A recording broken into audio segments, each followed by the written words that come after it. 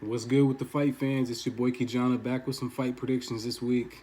I'm getting them out super late. I didn't even get a chance to watch the weigh-ins yet. I watched like a few of the highlights or whatever. I picked up a few highlights while I was at work. Um, but yeah, UFC Fight Night 167, Anderson versus Blachowicz. There's some pretty fucking good fights on this card, man. I'm looking forward to the Tim Means fight. Daniel Rodriguez is making his debut. I've been a big fan of Tim Means for a while. Nathaniel Wood and John Dodson, like both those guys. Casey Kenney versus Merab Devishvili. I mean, and these are just prelims, dude. This is gonna be, yeah. I'm looking forward to this card. I'm excited. Corey Anderson versus Jan Blachowicz. This is number 2. Corey Anderson beat him in the first one.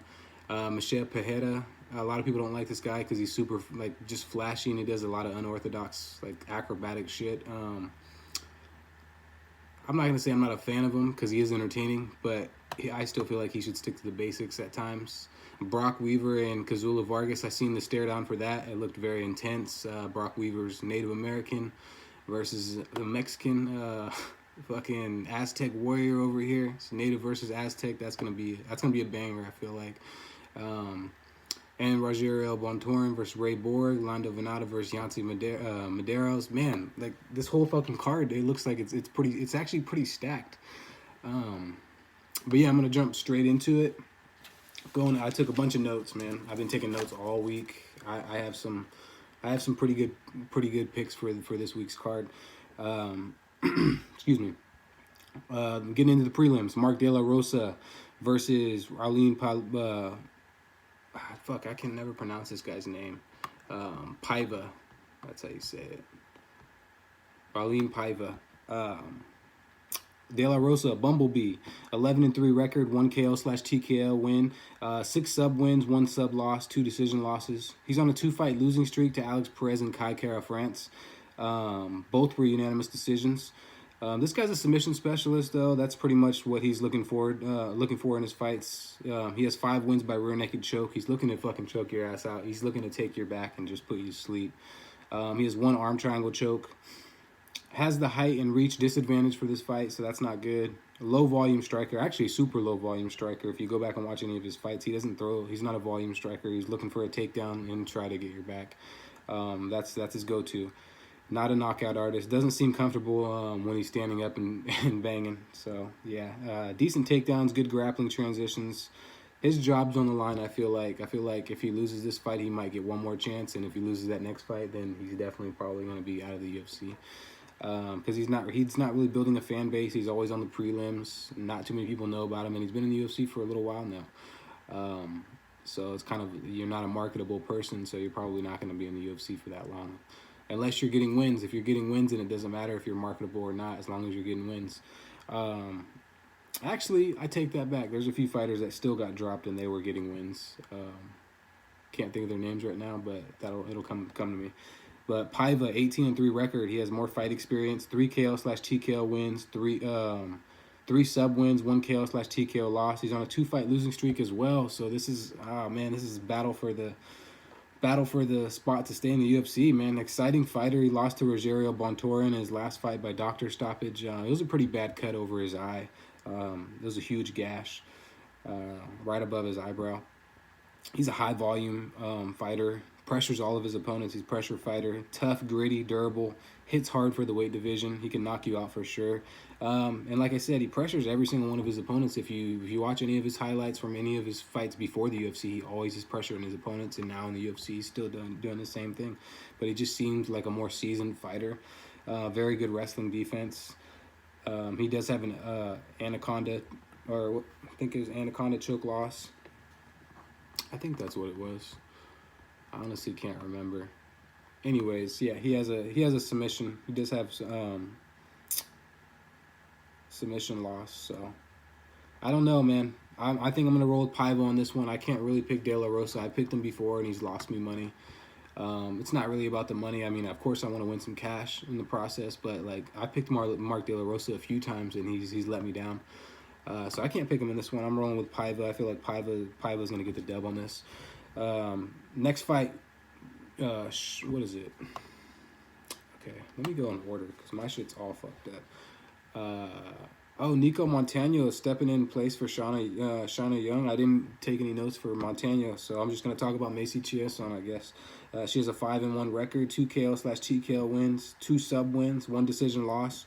Lost last fight to Lena Landsberg. That was a huge shocker. A lot of people told me that Landsberg was going to be a good underdog pick, and I didn't listen to him. I should have listened to him because that was the only person in my parlay that that lost for me. Macy Chiasson was the only one that lost for me, and I would have cashed out pretty big if I would have picked Lena Landsberg. She basically just got, dude, she got outworked. She gassed out. I don't know how bad her weight cut is. She's kind of big for the division.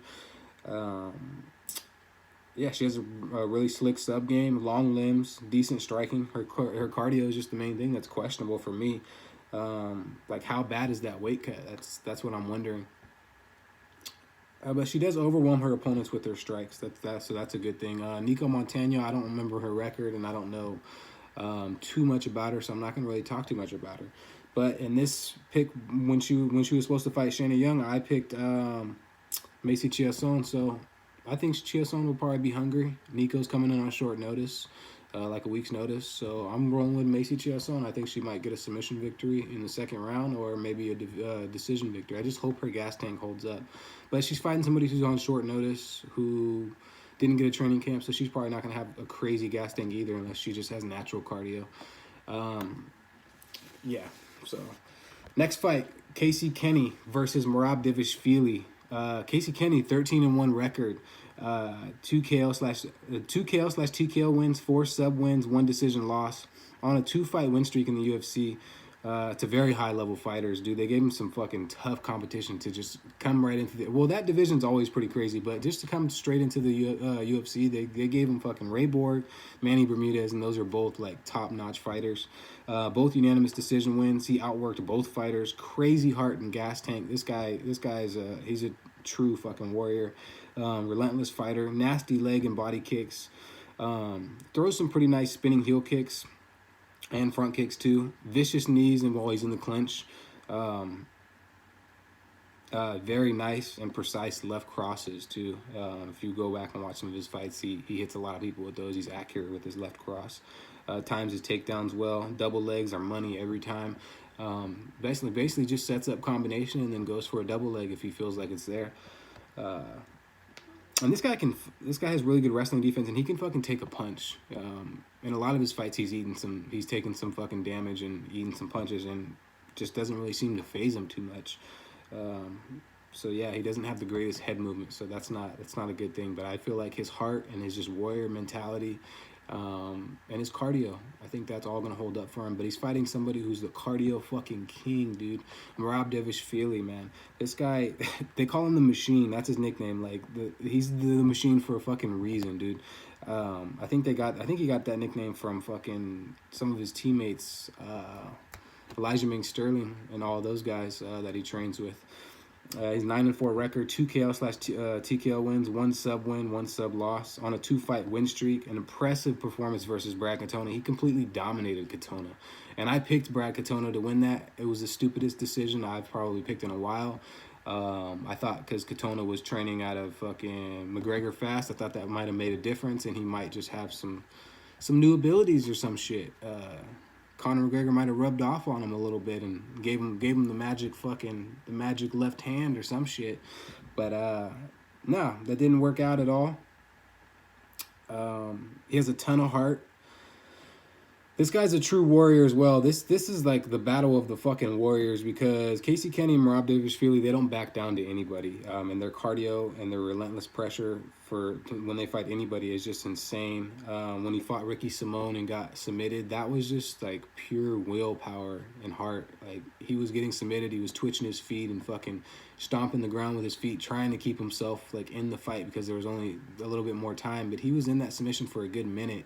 And he wasn't going out. Like, he was like telling himself to stay awake, but he was in that submission was deep, dude. That was just insane. This guy's pretty wiry though. He has good takedowns. Has a really big problem with keeping his opponents down on the ground. His top pressure just hasn't been that great. But in his last fight versus Versus Brad Katona, his top pressure was outstanding. Like, Katona didn't have an answer for it. He kept doing the same thing each round and getting top control, and then he would just ground and pound him and keep that same control. So yeah, I mean, Darius Feely's the real deal. I feel like he's getting better in each one of his fights, and like I said, he doesn't get tired, and his ground and pound is looking pretty fucking good in his last fight. So yeah, but I'm gonna pick Casey Kenney on this one. I feel like Casey Kenney's striking is going to be a little better than Devish Feely, but I do feel like Devish Feely's cardio might actually outlast Kenney's, and I feel like his takedowns are going to be key. If you're picking someone on DraftKings, I feel like Devish Feely's a really good pick if you want to get some points with the takedowns and shit. Depends on the price range though. Next fight, what was it? Devin Brown Bear Clark versus Daquan Townsend, the Tarantula. 10-4 record, 3 KO/TKO wins, 1 sub win, 2 KO/TKO losses, 2 sub losses. Lost last fight to Ryan Spann by guillotine choke. Yeah, he just got caught in that shit. He's a hit or miss fighter, very good double legs, leaves his chin in the air in almost every one of his fights. He does get tagged a lot. But this, I mean, he's a pretty decent fighter. I feel like Devin Clark, he is hit or miss, but I do feel like he's also improved in his striking, and he's improved in his takedowns since he's been in the UFC. But that's really all he has. Doesn't throw enough kicks. He relies a lot on his boxing and his takedowns. Alexander Rakic was a prime example of him leaving his chin in the air, and he got KO'd. He's got good cardio as well, but he's fighting a dude who's 21-10, a lot more fight experience, 12 KO/TKO wins, 5 sub wins, 1 KO loss, 1 sub loss on a 2-fight losing streak to Bevon Lewis and Dalcha Lungambaula. Uses distance well, throws lots of leg kicks. He chops those fucking legs down like it's a tree branch, dude. He just he eats them up, dude. He does this to every one of his opponents. He uses his fucking range very well. He has long limbs, so, I mean, chopping someone's legs down is great. Devin Clark has some pretty fucking... He's got tree trunks for legs, so that's going to be interesting to see if he's going to try to chop those down. He has KO power, good cardio, mixes it up on his feet nicely. Has to watch out for takedowns in this fight. I didn't really make a pick for this one. Yeah, because they're both on losing streaks as well. This is kind of a tough one for me to call. So yeah, I have a question mark by it, but I am gonna pick Devin Clark on this one. It's kind of a gutsy. There's a lot of fights on this fucking card that are just kind of gutsy for me right now. I'm indecisive on a few of these, but yeah, I'll roll with Devin Clark. I feel like he could get the takedowns and probably do some damage on the ground or pull out a decision victory. Next fight. Jim Miller versus Scott Holtzman. Jim Miller, aka A10, 31-13 record, 4 KO/TKO wins, 17 submission wins. That's insane. 2 KO/TKO losses, 3 sub losses. He's on a 2-fight win streak, man. Jim Miller, he's been putting it on people with his subs. 2 subs, rear naked choke and guillotine choke. So yeah, beat Clay Guida in last performance. He got rocked. Came back and choked his ass out. I don't know, man. He doesn't really have much chin. Jim Miller's been around for a while, man. His cardio's decent. He's a veteran in the sport. Strategic submission game, average striking. His striking's always been average to me. Doesn't really seem like it's improved much since he's been in the UFC. He gets back down a lot in his fights. He's on his back foot a lot for most of his fights. And Clay Guida rocked him pretty bad. He just got his wits back and was able to submit him. But if Scott Holtzman can do something, if Hot Sauce can do something in this one, I could definitely see Jim Miller getting KO'd or something weird happening. But I could also see Scott Holtzman getting put in a submission. So 13-3 record, 5 KO/TKO wins, 2 sub wins, 3 decision losses. Beat Dong Young Ma by doctor stoppage in last fight, which was a very impressive performance. Always pushes the pace. He has good cardio. Always comes in shape. Pretty good double and single leg takedowns. Very nice footwork. Crisp outside leg kicks. He always throws those outside leg kicks and sets it up for something else. He's got good in and out movement. And that's key for a lot of his fights, his in and out movement. He's pretty bouncy. He's on his toes a lot when he's in his fights.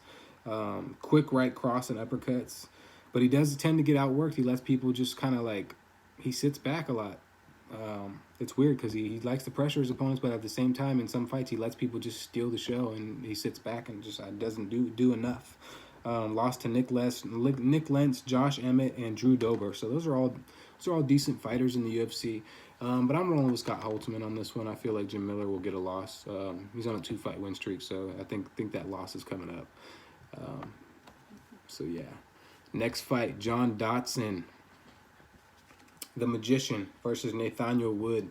Dodson, 20-11 record, 9 KO/TKO wins, 2 sub wins, 11 decision losses. Never has he been finished. He really is a magician in this sport. John Dawson's probably one of the fastest fighters in the UFC that I've ever seen. Excellent footwork and head movement. He doesn't get hit.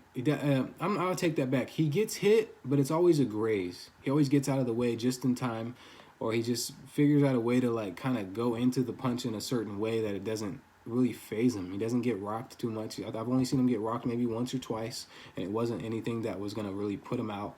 John Dodson's defense and his just footwork and his fast twitch muscle is fucking, it's crazy, dude. It's nuts. Even to be that small,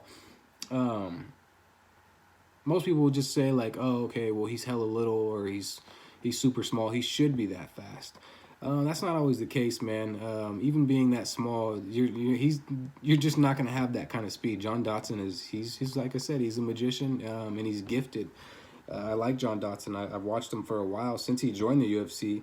But yeah, his movement just explains his no KO losses. Like, his movement is really good. Fast twitch muscle, wiry fighter. He's 50-50 in his last 10 fights. Lost to Peter Yan in his last fight, and that fight, I mean, it was a fucked up matchup, dude. They wanted I feel like the UFC kind of wanted John Dodson to lose because Peter Yan is just an animal. Don't get me wrong, John Dodson is an animal too, but he's a different kind of animal, and he was way undersized. Peter Yan was huge next to him. Looked like he was like a whole weight class, maybe almost 2 weight classes bigger than John Dodson. He just looked big. Yeah, so he does have KO ability. Most people don't think so, but he does. Relies on his speed mostly. Fast combinations, he's in and out. He's been screwed over by the judges a few times. A few fights that I've watched, I thought that he should have won, or it should have at least been a split decision. But he's fighting a dude who's very hungry. The prospect, Nathaniel Wood, 16-3 record, 9 KO/TKO wins, 5 sub wins, 1 KO loss, 2 sub losses. Nathaniel Wood, man. There's not really where's my fucking notes?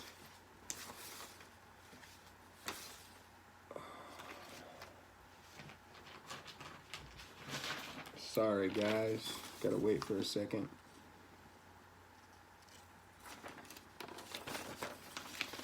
I'm looking for my paper. Hey. Okay. No, that's not it, dude.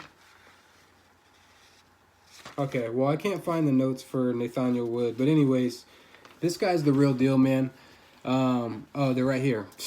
Right in front of me, of course. He's on an 8-fight win streak. He beat Jose Quinones in his last fight by rear naked choke. All 8 fights have been finishes, which is pretty fucking impressive. Underrated ground game, very sneaky subs, lethal from top or bottom position. He can catch you in a submission from either or. Super well-rounded. We'll have the reach and height advantage in this fight for sure. Power advantage for sure. Speed disadvantage for sure. Throws some brutal combinations, incorporates really nice dirty boxing in the clinch. Uppercuts, elbows, left hooks are all money for this guy, man. He's very precise. He throws what he needs to. He doesn't overthrow, doesn't overextend, and he's always looking for the KO or the submission. He's looking for the fucking finish. I like Nathaniel Wood a lot. He's an intelligent counter striker, accurate with his hands. He made very light work of Andre Ewell. It was kind of insane. This guy's on the rise. Definitely a kid to watch out for in the future. I'm rolling with Nathaniel Wood on this one. I'm sorry, John Dodson. I gotta go against you on this one, man. I love Dodson, but I gotta go with Nathaniel Wood on this one. This guy's he's the real deal. Definitely the real deal. Next fight, Tim Means. Man, dude, all my shit's fucking all over the place. Tim Means, the Dirty Bird. versus Daniel Rodriguez. If I can find my notes, god damn it, dude.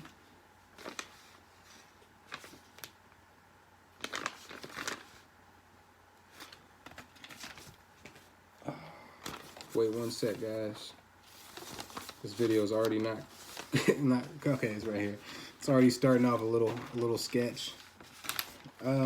Yeah, Tim Means, the Dirty Bird, 29-11 record, 19 KO/TKO wins, 5 sub wins, 2 KO/TKO losses, 4 sub losses.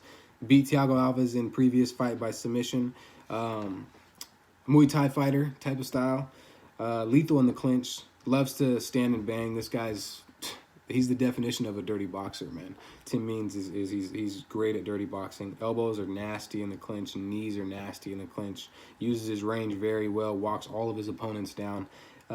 Everything he throws is with bad intentions. Tim Means, when he's in there, dude, he's a whole different type of person. You can tell that he has some serious anger inside him when he's fighting. But he is getting up there in age. He's fought some of the best in the UFC. He's been around for a while. Lost to Nico Price by KO, but he was winning that fight, I felt like, until he got caught. Because he did catch Nico, too, and rocked him. He rocked him, I think, twice in that fight, if I remember correctly. But, yeah, he just got slept towards the end of the round. This dude's backstory is pretty insane, too. If anybody wants to check out his backstory, they definitely should. Tim Means, he got shot. He got shot in his femoral artery in his leg. Ended up getting, I forgot why he got shot. I read an article about him, but yeah, he got shot in his femoral artery in his leg, and he almost died. Got put on painkillers and meds and shit, and ended up getting addicted to the meds and the painkillers, which is pretty sad. It happens to a lot of people. And then he ended up getting addicted to meth and ended up going to prison for 4 years. And then he found his niche, found his love, which was mixed martial arts. And yeah, man, I'm a big fan of Tim Means. That dude, you can tell he's been through some shit if you actually look at the dude. But he's an exciting fighter to watch, and I hopefully he wins this next fight. I think he will. I'm rolling with Tim Means. I didn't even talk about Daniel Rodriguez, a.k.a. D-Rod. He's 10-1 record, 6 KO/TKO wins, 3 sub wins, 1 decision loss. Making his UFC debut. Nice overhand left, good uppercuts. Relies a lot on mostly his boxing. Throws some decent head kicks. Always looks for the finish. But I'm rolling with Tim Means, so I mean that's the only notes I really have on Daniel Rodriguez. I only watched a few of his highlights. Yeah, so let's go, Dirty Bird. Next fight, Lando Venata versus Yancy Medeiros. Groovy versus the Kid. 10-4-2 record. 4 KO/TKO wins, 5 sub wins, 1 sub loss, 3 decision losses. Lost last fight to Mark Diakisi. Got outstruck and got outworked. Tony Ferguson was the only person to ever finish him. Got a submission victory over him, a Bravo choke. That was a less than 2 weeks notice fight though. And he almost knocked out Tony Ferguson. He rocked him pretty bad. Ferguson's just good at getting out of the way of shit and spinning and getting his wits back, you know. Spinning wheel kick against McDessie was fucking precise. It was gnarly, man. That spinning wheel kick broke his jaw, and I wasn't expecting that at all from Venata. I know he's unorthodox and he can throw anything at any time. And he has a weird style. He has a really weird style. Very flexible. If you go on YouTube, you can watch like some of his training videos, and he's always working on movement and yoga type shit, which is all great for martial arts. Dancing, yoga, all that stuff goes hand in hand. But yeah, Lando Venata, he's pretty fucking good. He's just a hit or miss fighter. Decent cardio. He's well-rounded. But he takes a lot of punishment in his fights, man. He has all that great movement, but for some reason he still gets hit a lot. He's always bloody in every one of his fights. Maybe he just cuts easy. But he's fighting the Kid, 15-6 record, 8 KO/TKO wins, 4 sub wins, 4 KO losses, 1 sub loss. Questionable cardio and chin. Yancy Medeiros is pretty good though, man. I think the cardio is just from his weight cut. He's a big guy, man. You can tell by his body frame. He's not probably supposed to be in that weight class. And also, he starts off very fast. He doesn't pace himself. He just goes straight for the kill, man. Yancy's a fucking animal. He goes for the fucking kill. Starts fast in almost all of his fights. He's on a 2-fight KO losing streak to Gregor Gillespie and Donald Cerrone. His most fucking memorable fight that I watched was the Alex Oliveira, that TKO, man. It was just so back and forth, and I thought Yancy was for sure going to lose that fight, and he didn't. He proved me wrong. Yancy proved me wrong on that one, but I feel like Lando Venata, I think he might get the dub on this one, so I'm going to roll with Venata. I am a fan of both of these fighters, but I'll pick Venata in this one. I do feel Yancy's going to have the bigger body frame, and when he rehydrates up, he's probably going to be a lot bigger. But I feel like Venata's movement, and if he just like... The problem with Lando Venata is he doesn't ever really put the pedal to the metal, man. He doesn't jump on his opponents. He sits back a lot, does a lot of counter striking. Sometimes when he pressures his opponents, he's still waiting for them to throw something, and he'll counter them, which is just a weird fighting style, and you're going to lose by decision a lot fighting like that. Doesn't really look for the kill, and Yancy looks for the kill, so this is going to be an interesting fight. Next fight, Rogerio Bontorin versus Ray Borg. That'll be a pretty fucking interesting fight as well. The Taz Mexican Devil, 12-4 record, 1 KO/TKO win, 6 sub wins, 1 sub loss, coming off a UD win over Gabriel Silva. Takedowns are key in all of his fights. Very good cardio, very low volume striker, like super low volume. His rear naked chokes are lethal. 5 rear naked choke wins. If he takes you down and gets your back, you're probably fucked. Ray Borg, if he gets your back, you're most likely gonna be going to sleep or you're gonna be tapping, one or the other. Yeah, his top control is pretty insane. He's a strategic fighter. Averages 3 takedowns per fight. Throws strikes in spurts to set up his takedowns. So he's not really a striker. He's just using